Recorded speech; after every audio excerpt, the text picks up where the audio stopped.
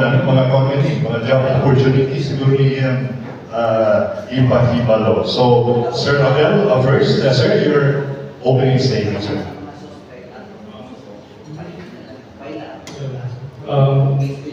Good morning, everyone.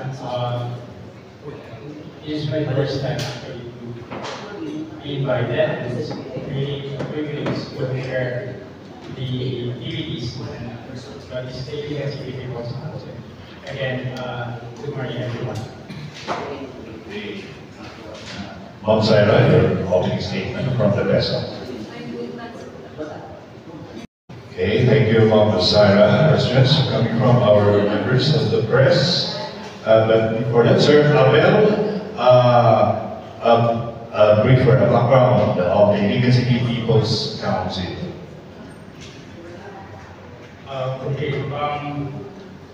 If I may go back to the history of the Iligan City People's Council. The People's Council and the CSO desk is actually the legacy of the late Jesse Robredo of Naga City. Nung naging PILD Secretary siya, nagpagawa siya ng isang PILD Memorandum of Circular na telling all the local government units na mag-establish People's Council and CSO desk. Nagsimula ito sa Naga and spread all over the Philippines. And here in Iligan, and in fact, Tagbilaran City is the new Naga in terms of their accomplishment, milestone, and achievement. And here in Iligan, we also have that. So we are busy for the people of Iligan that under a city ordinance, we were able to establish the Iligan City People's Council, and we also have CSO desk. We are trying and we are envisioning that somehow the Iligan City will be the new benchmark in terms of People's Council. And we started that last year. We have a convergence of civil society organizations. We established initially around 96 accredited civil society organizations recognized. As we speak, we already have around 150 civil society organizations both accredited and recognized. And last year, we also went through declaring that every month of April, every year, is the CSO month last year. And for this year, we also have a series of activities for the upcoming CSO month this April. So later, I will explain that one after another.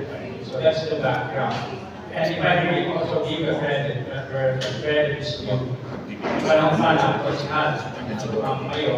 He tried to establish a People's Council so that time we are making successful.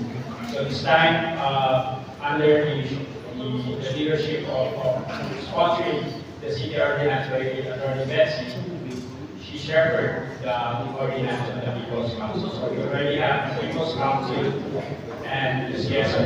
What's the intention of the People's Council? It is precisely to provide the spaces for the marginalized and sectors in society, the equality, the part of civil society organizations that have spaces and voices for a meaningful participation in local governance. And no government, for that matter, can claim that their government is inclusive without clear participations of the civil society organizations.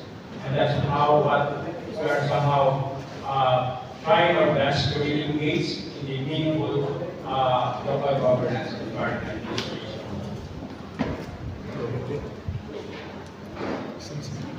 Question from Sharif Imar. Hello po, good morning po, Sir Abel. Sir, pwede po ba ma-enumerate po ng list of activities na kailangan po ng civil society ba? Okay, for this year, 2025, ang tema o ang pagpakusog sa tingog sa panag-iusa upang tinabangay alang sa manawatayong kalinaw o kalambuan. So basically amplification, because last year we just simply say that unity is the cornerstone of one can speak of sustainable peace and durable peace and development if there is no unity. So that's how we want to somehow inspire and to journey with. So this time we want to amplify that. and to strengthen. That's why we're focused. So with that as a theme, we have a series of around 7 or 8 activities. The first activity would be the community voices. There will be a People's Congress. Because in last year, ang period ng April ay TV election, really for current election. So we want to engage activity that is really engage on how to elevate the people's participation in election, not necessarily just simply voting, but to generate an issue. There will be a People's Congress that will generate agenda, and onto the agenda, that would be then how to have a covenant with the candidates and come up with the shared covenant, how we go forward. So it's not the same as choosing someone. You choose someone not just because of our people.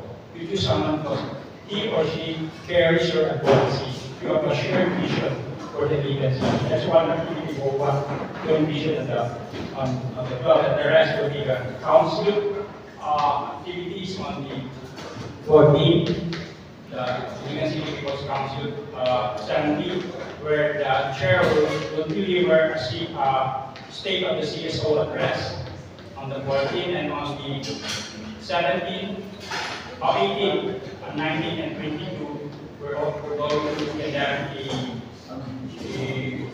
Recagos of Comunidad, convergence of CSO and government, bringing the services to the community. 3 communities in one outland, Midland, and Coastal, Panaragan, and Lipao, Santiago. There's a 3 ecosystem. We will bring these services together with government and civil society organizations. Dahil April, meron siyang Earth Day, sa 22nd, merong in partnership with the CERMO, we're going to have the planting, growing of trees somewhere in Ligan, in Calor. And we will also have the on the 27th, mangrove growing, coastal cleanup, and music kalikasan in Esplanade and somewhere in Santiago. Last year, we were able to mobilize more than 2,000, so it's time to elevate the numbers. And we also have the CSO Festival on the 28th, 29th, and 30th. Beside the state, beside field posts, to try to somehow arrange, you can corner the street to have a CSO Festival. It's not just a CSO Festival for the sake of festival. We would like to showcase somehow the synergy of the government and the CSO. We would like to, because last year we just simply introduced ourselves to the Ilocano research sa civil society organization. This time, we want to show anong magandang mapapala, kung meron malakas na synergy ang mga civil society organizations at government. And we want to showcase that in one activity in the CSO Festival. So generally, those are the activities. And we're still trying to finalize anything and everything, fine-tuning about that. But those are the activities for the CSO month is 2021. Question, sir? Nagpamanili na sa Panaragan, sa 68 University, to coordinate with all necessary coordination with barangays and IPMR. We also have in Lalico 18 and 25 in Santiago. We choose the 3 different ecosystems, upland, midland, and coastal, so that we can reconnect those barangay along with the ecosystem of Iligan City.